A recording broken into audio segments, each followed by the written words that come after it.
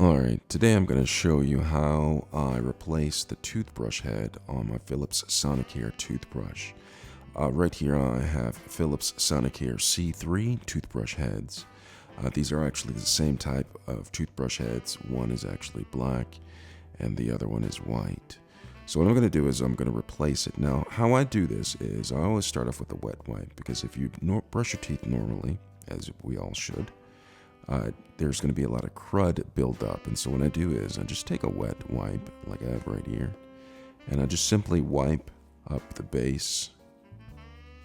Alright, and then I'm going to go ahead and take off toothbrush head. And if you see right there, there's some crud.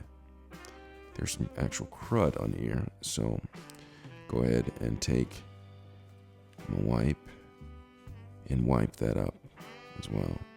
So wipe that up and get underneath here. Get it really well, because this is an opportunity to clean the toothbrush that you normally wouldn't have. Alright, so once you've cleaned it off, you're going to take your brand new, spanking new toothbrush head, the C3 by Philips Sonicare, and you're just going to take it, line it up to where the head is facing where the power button is, and just slide it down until it snaps into place. And to test it, see if it's working, go ahead and press the power button if it's charged. And that's how you replace the head on a Philips Sonicare toothbrush. Thanks a lot for watching.